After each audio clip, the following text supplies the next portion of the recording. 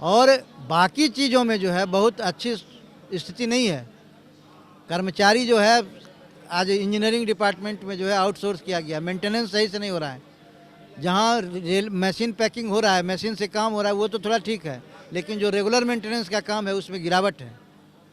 जो स्टाफ बचे हुए हैं वो अपनी नौकरी बचाने के लिए 100% दे रहे हैं, लेकिन जो सरकार की तरफ से होना चाहिए सफिशिएंट इनपुट वो नहीं है।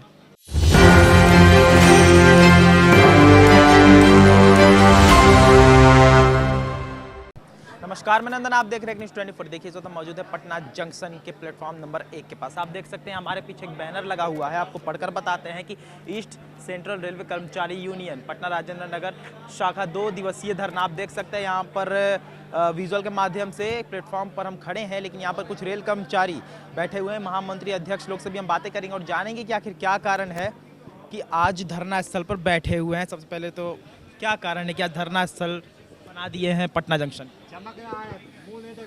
भाई मिश्रा जी बोलिए। काफी धरना स्थल जो है आज पूरे भारतवर्ष में है, सिर्फ पटना जंक्शन ही नहीं, all India railway men's federation और एक ज्वाइंट फोरम है, joint forum for restoration of old pension scheme.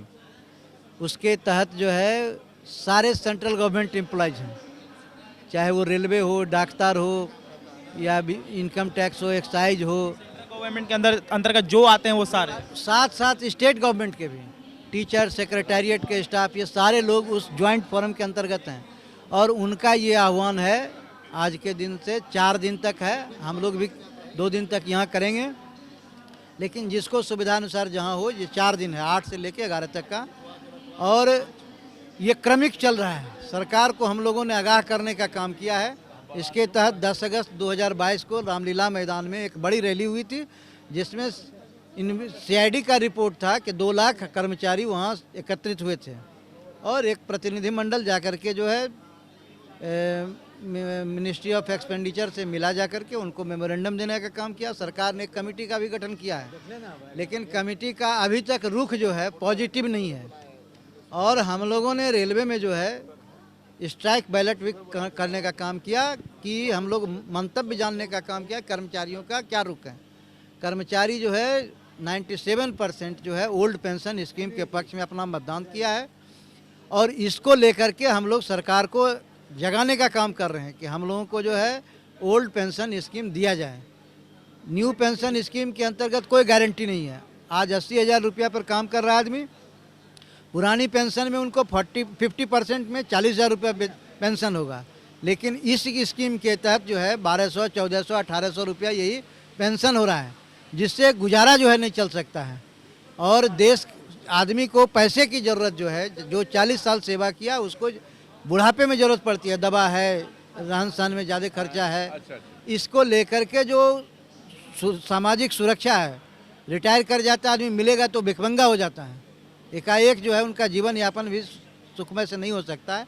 इसको लेकर के हम लोग लगातार इसके लिए आंदोलन कर रहे हैं और ये अब निर्णायक लड़ाई की तरफ हम लोग हैं कि सरकार को आगाह कर दिए हैं, नहीं होगा तो हम लोग डायरेक्ट एक्शन में जाएंगे, चाहे उसके लिए हमको रेल का जक्का जाम करना पड़े। सरकार को हम लोगों ने आगाह किया, सरकार ने कमेटी बनाया है, लेकिन उसका पॉजिटिव रुख अभी तक नहीं है। और यही हम लोगों का डिमांड है कि गारंटीड जो है पुरानी पेंशन है वो दिया जाए। सरकार के कमेटी बनाने की आपने बात की, केंद्र सरकार की अगर हम बात करें तो कुछ दिनों से उन्होंने रेलवे के लिए वो दावा भी करते हैं हमने बहुत कुछ किया है। आप रेल कर्मचारी, आपको अच्छे से पता होगा कि क्या कुछ पॉजिटिव वे में गया है, क्या कुछ नेगेटिव वे में उन्होंने किया है। तो कार्य को लेकर आप क्या सोचते हैं कि रेल कार्य को अगर केंद्र सरकार से हम तुलना करें तो क्या सही हुआ है? सरकार आउटसोर्सिंग की तरफ ज़्यादा है। आउटसोर्सिंग का रिजल्ट सिर्फ सफाई में जो है, सफाई में सिर्फ रिजल्ट बढ़िया आया है, वो भी सिर्फ बड़े स्टेशनों के लिए। आप पटना जंक्शन को देख रहे हैं और पटना सिटी देख लीजिए, उसके बाद आप चले जाइए फतुहा देखिए, खुसरूपुर देखिए, या रेलवे कॉलोनी को देखिए। रेलवे कॉलोनी में दुर्गति है। प्रधानमंत्री का सफाई योजना सिर्फ पटना जंक्शन में है। अब पटना जंक्शन का जो प्लेटफार्म नंबर 1 है और 10 है, उसके अलावा आप देख लीजिए, तुलना करके देख लीजिए कि क्या स्थिति है। ये आपको समझ में आ जाएगी कि ये पटना जंक्शन में ही क्या स्थिति है। और बाकी चीज़ों में जो है बहुत अच्छी स्थिति नहीं है। कर्मचारी जो है आज इंजीनियरिंग डिपार्टमेंट में जो है आउटसोर्स किया गया, मेंटेनेंस सही से नहीं हो रहा है। जहाँ रेल मशीन पैकिंग हो रहा है, मशीन से काम हो रहा है, वो तो थोड़ा ठीक है, लेकिन जो रेगुलर मेंटेनेंस का काम है उसमें गिरावट है। जो स्टाफ बचे हुए हैं वो अपनी नौकरी बचाने के लिए 100% दे रहे हैं, लेकिन जो सरकार की तरफ से होना चाहिए सफिशिएंट इनपुट वो नहीं है। एक आखिरी सवाल आपसे लेंगे, वंदे भारत को लेकर आपकी क्या राय है? क्योंकि कहीं ना कहीं अगर हम बात करें थोड़ी पॉलिटिकल वे में जाते हैं तो वहाँ पर सवाल वंदे भारत पे भी उठी है, बहुत ऑब्जेक्शंस भी लगे हैं किराए को लेकर। फैसिलिटीज़ हैं इसलिए शायद हो सकता है कि किराया बढ़ाया गया, लेकिन आपकी क्या राय है पर्सनल अगर राय की बात? अभी देश जो है हवाई जहाज़ पर चलने लायक नहीं हुआ है। रेल में वंदे भारत का जो किराया है, अभी देखिए सरकार ने एक अच्छा सोच, उनको फीडबैक मिला है तो अभी अमृत भारत शुरू किया है। अमृत भारत में जो है ज़्यादातर कोच स्लीपर और जनरल का है, कोई भी एसी कोच नहीं है। सरकार तक ये बात पहुंची है, लेकिन अभी जो देश की स्थिति है, अभी जनरल और स्लीपर का ज़्यादा चलना चाहिए। ठीक है, हम जिस तरह से रफ्तार से देश बढ़ रहा है और दुनिया के दूसरे देशों की तुलना करने के लिए हम वंदे भारत भी चलाएं, ठीक है, लेकिन जो आम पब्लिक का जो है, आम पब्लिक को जो चाहिए कि यात्रा करने में, आप स्लीपर का वेटिंग लिस्ट देख सकते हैं कितना रहता है, लोग को मिलता नहीं है और मजबूरन वो जो है अवैध रूप से चढ़ने के लिए बाध्य हो जाते हैं। नहीं चढ़ना चाहिए वेटिंग लिस्ट वाले को, लेकिन बाध्य उनको जाना है, कोच में जगह नहीं मिलती है, टिकट कटाते हैं, कन्फर्म टिकट नहीं मिलता है तो बाध्य होते हैं। जो आरक्षित यात्री हैं उनको भी असुविधा होती है, लेकिन लाचारी है, वो चाह करके भी जो है, नहीं चाहते हुए भी उनको जाने का मजबूरी रहता है, इसलिए चढ़ते हैं। तो अभी देश में ज़्यादातर कोच जो है स्लीपर का और जनरल का चलाने का ज़रूरत है, और विश्व की बराबरी करने के लिए, उसके कंपटीशन मानने के लिए वंदे भारत भी चलना चाहिए, उससे कोई इनकार नहीं है, लेकिन आम लोगों की सुविधा के लिए जो है स्लीपर क्लास का कोच, जनरल क्लास का कोच रहना चाहिए। धन्यवाद।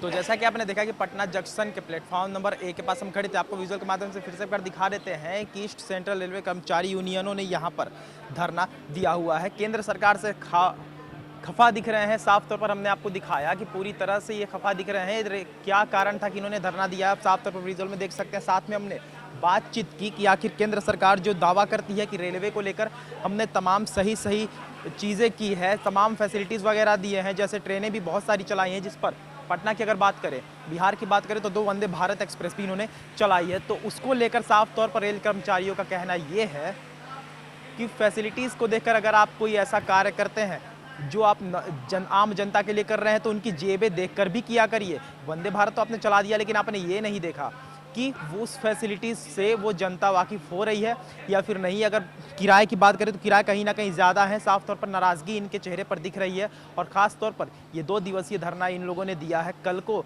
भी ये यहीं पर स्थित रहेंगे और कल क्या सिचुएशन रहेगा वो साफ तौर पर हम आपको अपडेट में बनाए रखेंगे। तो ये थी आज की रिपोर्ट। बाकी ऐसे और तमाम खबरों के लिए हमारे साथ बने और देते रहेंगे 24। मैं नंदन पिंटू के साथ, धन्यवाद।